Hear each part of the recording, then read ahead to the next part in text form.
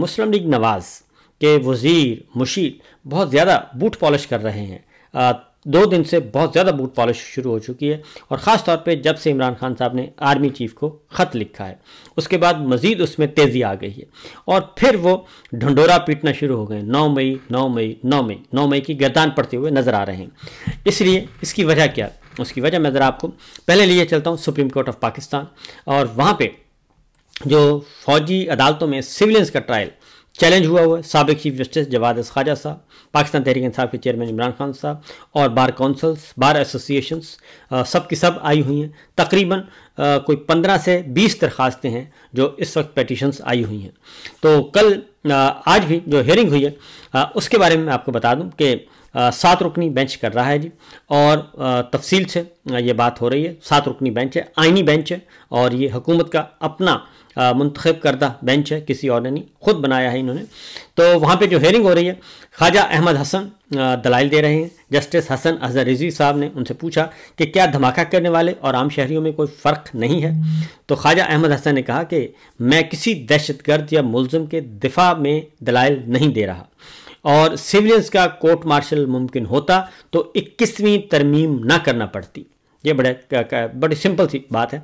Justice Hasan Azhar Rizvi ने कहा कि 21वीं तरमीम तक में तो कुछ जराइम आर्मी एक्ट में शामिल किए गए थे।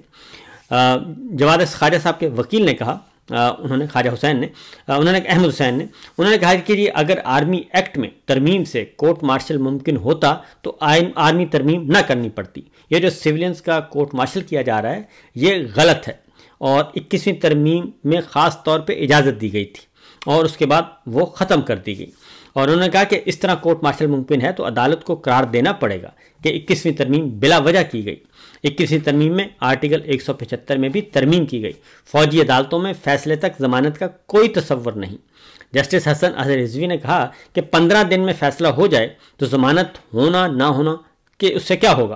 ख्वाजा अहमद हुसैन ने कहा कि फ़ौजी अदालतों में अपील किसी आज़ाद फोरम पर जाती है, ना ही मर्जी का वकील मुकर्रर किया जाता है। जस्टिस हसन अजहर रिजवी ने कहा कि मुलज़िम के हकूक़ होते हैं, गिरफ्तारी से पहले भी, सज़ा के बाद भी। जस्टिस जमाल खान मंदोखेल ने कहा कि सब फैसले हमारे सामने हैं और हमें पता है कि ये ठीक है। 21वीं तरमीम में तो सियासी जमात को बाहर रखा गया था, और हमारे सामने सिर्फ सवाल यह है कि आर्मी एक्ट का इतलाक़ किस पर होगा। ये जस्टिस जमाल खान मंदोखेल ने कहा। उन्होंने कहा कि खुदा न खास्ता दहशतगर्दी का एक हमला पार्लियामेंट पे हो, एक हमला सुप्रीम कोर्ट और एक हमला GHQ, तो पार्लियामेंट और सुप्रीम कोर्ट पर हमले का ट्रायल इंसदादे दहशतगर्दी में चलेगा, और जबकि जो GHQ वाला है वो फौजी अदालतों में ले जाएंगे। तो मेरी नज़र में तीनों हमले एक जैसे ही हैं, तफरीक क्यों और कैसे की जाती है। ख्वाजा हुसैन ने कहा कि कानून ठीक बना है, लेकिन देखना है कि ये किस पर लागू होता है। अदालत से सिर्फ गुजारिश है कि कोर्ट मार्शल का दरवाज़ा ना खोलें। अगर इस अपील को मंजूर किया जाता है तो इंसानी हकूक़ के बरखिलाफ़ है। जस्टिस अमीनुद्दीन खान ने कहा कि हमें कोई दरवाज़ा नहीं खोल रहे, हमारे सामने एक अपील है, वो सुन रहे हैं, हमने ये सिर्फ देखना है कि अपील मंजूर की जाती है या खारिज की जाती है। लेकिन मैं ये यहाँ पे अर्ज़ करूँगा कि जनाब ये मामूली मुकदमा नहीं है, और ये सिर्फ अपील नहीं है, बल्कि एक तयशुदा एक इंटरनेशनल लॉज और इंटरनेशनल नॉर्म जो हैं उसके भी ये बरखिलाफ़ एक काम शुरू करने की कोशिश की जा रही है कि सिविलियंस का भी कोर्ट मार्शल किया जा सकता है। तो इसलिए ये बहुत ज़रूरी है कि इस पर तवज्जो दी जाए। ख्वाजा हुसैन ने कहा कि जी आर्टिकल 184(3) का ताल्लुक अवामी मफाद से है। जस्टिस मोहम्मद अली मज़हर ने कहा कि आप अपने दलाइल महदूद रखें, और उन्होंने कहा कि आप अपने दलाइल महदूद रखें, क्या मरकज़ी फ़ैसला दुरुस्त था या नहीं, बस उस पर रहें। जस्टिस हसन अजहर रिजवी ने कहा कि आपने शेख लियाकत हुसैन केस की मिसाल दी थी। इस वक्त पब्लिक और आर्मी में बराह रास्त कोई लड़ाई नहीं थी, गालिबन एक वाक़या कराची में हुआ था जिसमें एक मेजर को अगवा किया गया था। ख्वाजा हुसैन ने कहा कि वज़ारत दिफा के वकील ने दलाइल में कहा था कि आर्टिकल 184(3) के तहत एक अपील काबिल समात ही नहीं है, तो इसलिए मैं काउंटर आर्गूमेंट दे रहा हूं और इसलिए मुझे मना ना किया जाए। वज़ारत दिफा के वकील ने कहा कि जहां आर्टिकल 8 की ज़ैली शक 3A अप्लाई हो वहां दरखास्त काबिल समात थी। अगर इस केस में आर्टिकल 184 की शक 3 का इतलाक़ नहीं हो सकता तो फिर किसी और केस में इतलाक़ हो ही नहीं सकता। और उन्होंने कहा कि जस्टिस याहिया अफरीदी ने हमेशा आर्टिकल 184 की शिक 3 के इख्तियार समात को मोहतात अंदाज में इस्तेमाल करने की राय दी है। मिलिट्री कोर्ट में याहिया अफरीदी ने भी राय दी है कि आर्टिकल 184 की शिक 3 के तहत बराह रास्त दरख्वास्त काबिल समात थी। और ख्वाजा हुसैन ने कहा कि आज ब्रिगेडियर रिटायर्ड फर्रुख बख्त अली केस पर भी मैं दलाइल दूंगा। तो जस्टिस मुसर्रत हिलाली ने कहा कि शुक्र है कि आज हमें पूरा नाम तो पता चला, वरना हम तो FB अली केस के नाम से ही जानते थे। और मज़े की बात है, मुझे भी अभी आज ही पता चला है। तो ये ब्रिगेडियर रिटायर्ड बख्त अली, जो फर्रुख बख्त अली का, ये भी एक दिलचस्प है। तो ख्वाजा हुसैन ने कहा कि जो ब्रिगेडियर बख्त अली थे, उन्होंने कहा कि ये मुल्क के खिलाफ जंग शुरू करने और फौज को बगावत पर उकसाने का इन पर इल्ज़ाम था। और इन्होंने पाकिस्तान पीपल्स पार्टी जुल्फ़िकार अली भुट्टो हुकूमत का तख्ता उलटने की साजिश की थी। और FB अली का court martial major general Ziaul Haq ने 1974 में किया और FB अली ने भुट्टो की हुकूमत का तख्ता उलटने की कोशिश की थी। और ब्रिगेडियर अली के खिलाफ कोर्ट मार्शल ज़ियाउल हक साहब ने सुना और ज़ियाउल हक को फिर इसी खुशी में तरक्की देकर जुल्फ़िकार अली भुट्टो साहब ने 4 स्टार जनरल बना दिया। यानी कि 74 में जनरल ज़ियाउल हक मेजर जनरल थे और 77 में वो 2 तरक्कियां पाकर, यानी कि मेजर जनरल से लेफ्टिनेंट जनरल और लेफ्टिनेंट जनरल से 4 स्टार जनरल बन के वो आर्मी चीफ बन चुके थे। और फिर ख्वाजा हुसैन ने कहा कि उन्होंने आर्मी चीफ बनने के बाद फिर उन्होंने भुट्टो साहब का तख्ता उल्टा और उसके बाद तारीख हमारे सामने है। और फिर उनको फांसी हुई और फांसी देने के बाद अब सुप्रीम कोर्ट कह रही है कि वो जुडिशल मर्डर था। तो इसलिए उन्होंने आज इस सारे मामले को ओपन कर दिया, खोल दिया। ये एक बहुत ही तारीखी वाक़या है जी, जो ख्वाजा हुसैन ने आज बताया। और इसलिए ख्वाजा हुसैन ने कहा जी कि इसके बाद इसके अलावा एक और भी डेवलपमेंट हुई और वो ये थी कि ख्वाजा हुसैन साहब ने कहा कि जी हमें जुर्माना किया गया है, इसलिए वो जुर्माना वापस ले लें। और जस्टिस जवाद ख्वाजा साहब को 20,000 का जुर्माना था, वो उन्होंने फिर अदालत ने फिर वो वापस ले लिया और आगे केस नहीं बढ़ाया।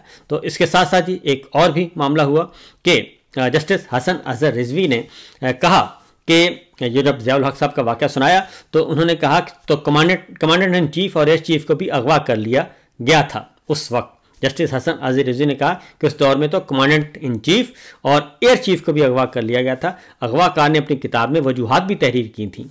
जस्टिस हिलाली ने सवाल किया कि वैसे वजूहात क्या थी। जस्टिस हसन अजहर रिजवी ने जवाब में कहा कि इसके लिए आपको किताब पढ़ना पड़ेगी।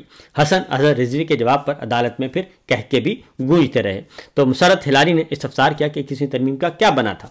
एडवोकेट ख्वाजा हुसैन ने कहा कि 21वीं तरमीम को मिलने वाली तोसी 2019 में ख़त्म हो गई। और जस्टिस मुसर्रत हिलाली ने कहा कि 21वीं तरमीम ख़त्म होने के बाद मौजूदा केस में कोर्ट मार्शल कैसे हो गया। तो इसलिए ख्वाजा हुसैन ने कहा कि 9 और 10 मई के केसेस में ऑफिशियल सीक्रेट एक्ट लागू किया गया। जस्टिस मुसर्रत हिलाली ने कहा कि इस मुल्क में एहतजाज करना क्या जुर्म है। ख्वाजा हुसैन ने कहा कि एहतजाज करना जुर्म नहीं, अमलाक को नुकसान पहुंचाना जुर्म है। अहम सवाल है कि कोर्ट मार्शल ना हो तो क्या मुल्ज़मान आज़ाद हो जाएंगे।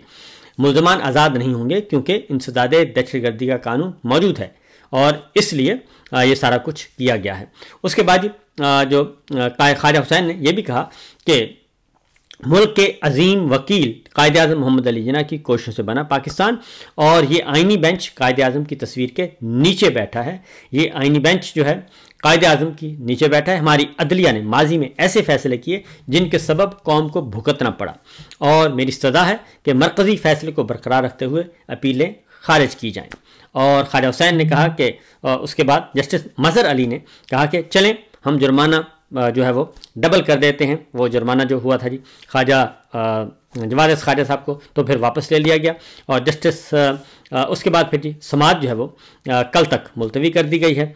अब एक और यही मुकदमा जो है अब आपको मैं सुनाता हूँ जी कि जेल में भी चल रहा है। अडयाला जेल में 9 मई इंसदाद दहशतगर्दी की अदालत में भी समातें हैं जिसमें इमरान खान साहब भी हैं और जिसमें पाकिस्तान तहरीक इंसाफ के तकरीबन इमरान खान साहब की सारी काबीना जो है मोस्टली वो सारी मौजूद है जो पीटीआई जिन्होंने पीटीआई को नहीं छोड़ा और जिन्होंने परवेज़ खटक साहब की जमात ज्वाइन नहीं की और जिन्होंने अलीम खान साहब की पार्टी ज्वाइन नहीं की और जिन्होंने सियासत से किनारा कशी इख्तियार नहीं की, उन सब पे ये मुकदमा चल रहा है 9 मई का और जेल में ये ट्रायल हो रहा है। और वहाँ पर जी एक जो गवाह आ रहे हैं वो बड़े ज़बरदस्त हैं जी। और एक तो पहले माल मुकदमा पेश किया जाता है, एक तो पहले माल मुकदमा पेश किया गया था, और एक मोबाइल फ़ोन पेश किया गया जी, सेट। तो उसको जब ऑन किया गया तो वो उसकी बैटरी फुल थी। तो आप ये सोचें कि 9 मई 2023, फिर 9 मई 2024, और तकरीबन कोई 20 महीनों के बाद वो फ़ोन, उसकी बैटरी फुल चार्ज थी। तो अदालत में कह के बुलंद हुए। उसके बाद जो गवाहान आ रहे हैं वो ज़्यादातर कौन है? ऐनी शाहिदीन जो हैं वो पुलिस वाले हैं जी, पंजाब पुलिस के मुलाजमीन हैं। और वो कोई कांस्टेबल है, कोई हेड कांस्टेबल है, कोई एएसआई है, छोटा थानेदार जिसको बोलते हैं, असिस्टेंट सब इंस्पेक्टर, तो एएसआई साहब हैं। तो इस तरह के आ रहे हैं जो ऐनी शाहिदीन पुलिस वाले हैं। तो पुलिस वाले क्या करते हैं? पुलिस वाले बयान गवाही देते हैं, और वो बिल्कुल उल्टी सीधी गवाहियाँ दे के जा रहे हैं। एक तो मैंने माल मुकदमा, दूसरा एक कल 10 फुट का एक बांस जो है, 10 फुट का एक बांस जो है वो पेश किया गया माल मुकदमा के तौर पे कि जी शरपसंदों से ये जो है। और पुलिस वाले ने बताया कि जी जो मुल्ज़मान हैं इनकी जामा तलाशी ली गई तो 10 फुट का बांस इनसे बरामद हुआ। तो जज साहब समेत तमाम के तमाम जो हैं हमारे इंटेलिजेंस एजेंसियों के दोस्त भी वहाँ पे मौजूद थे। सब के कह के बुलंद हो गए कि, और जज साहब भी हंसे बगैर न रह सके, और उन्होंने कहा कि ये कैसा माल मुकदमा है कि जो जामा तलाशी, यानी जामा तलाशी आपको पता है ना कि अच्छी तरह टटोला जाता है जिस्म को, तो जिस्म को टटोलने से अंदर से 10 फुट का बांस जो है वो जामा तलाशी के दौरान बरामद हुआ। तो इस तरह की गवाहियाँ आ रही हैं माल मुकदमा के तौर पे जो।